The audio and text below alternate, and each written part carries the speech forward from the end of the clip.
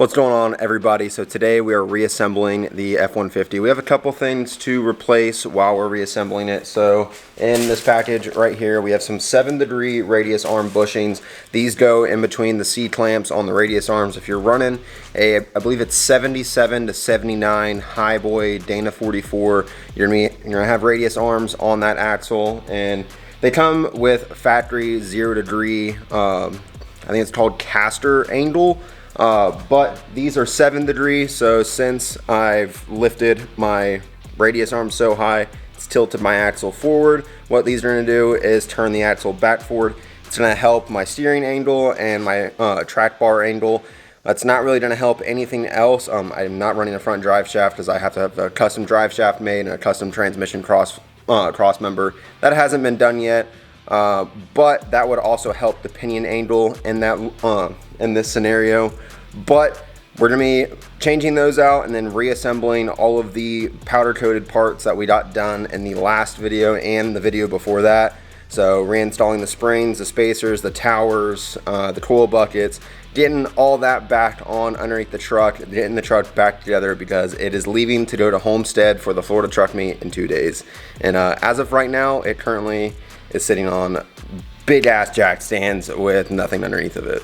Okay, so if you're not familiar with these trucks, these right here are your radius arms. So from factory, this comes as a cast steel arm that goes out to a mount. I custom made these arms. These are technically like a long arm setup, but this is all custom. It's a 45-degree bent 2-inch DOM tubing quarter wall that I made my own mounts up at the top, came down and welded to the original radius arms that I had cut and kind of fit everything together. I will have a video of that. You can click up above, or you can go check out my older videos and you can find that video. But these are the bushings that are in here. So there's 4 bolts that hold this together. I have a jack holding this up. I also have a jack stand here. So once I pull these bolts out, I'll lower the axle down, pull these clamps apart, and replace the bushings, and then put everything back together. And this is where our coil bucket mounts to. Well, first we'll do our spacer, then our bucket, then our spring, and then our tower, and then it'll all go back together. But first we have to get this apart.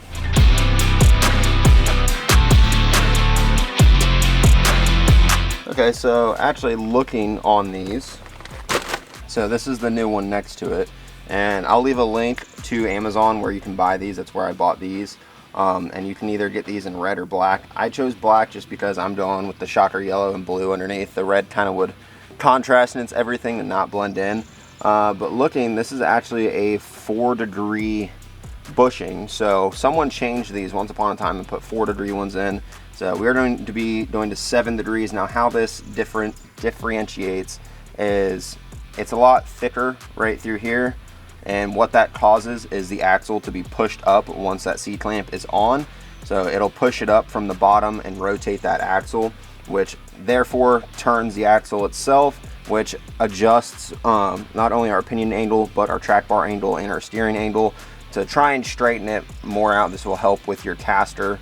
But really simple job. I think I paid like $45, $50 for these. So not too expensive at all. And if it helps out the longevity of everything, our track bar bushings, our tie rod ends and everything like that, I definitely think it's worth doing the upgrade. But I wasn't expecting to find 4-degree bushings. I don't know what they are from factory, so I mean these very well could be factory, but I would imagine it would be 0-degree from factory. So someone probably changed these out once upon a time.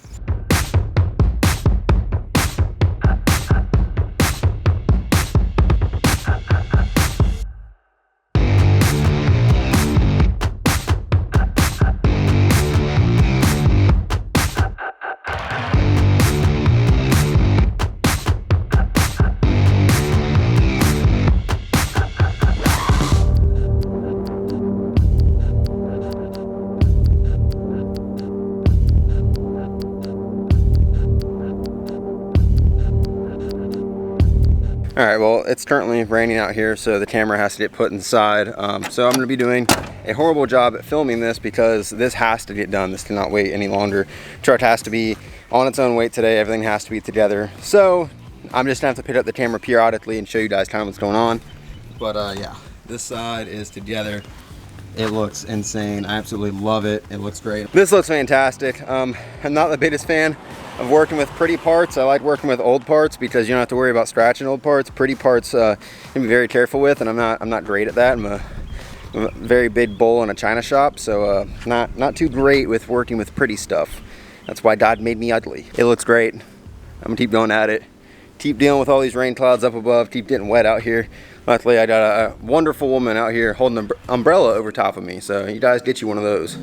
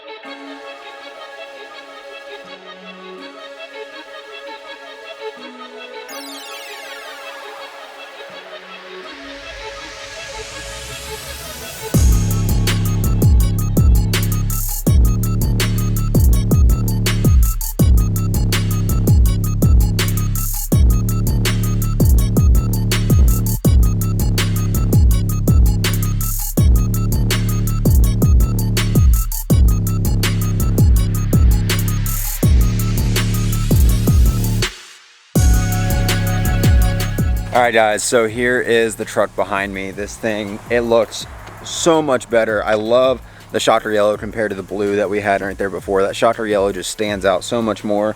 And as we powder coat more and more things, I'm sure there's gonna be more that stands out. I am gonna be moving here in about the next 3 weeks, so I will no longer be in this house. I actually most likely won't even be living in Georgia anymore. As scary as it is, we haven't even secured another place to live, so I don't really know where this journey is going to continue at.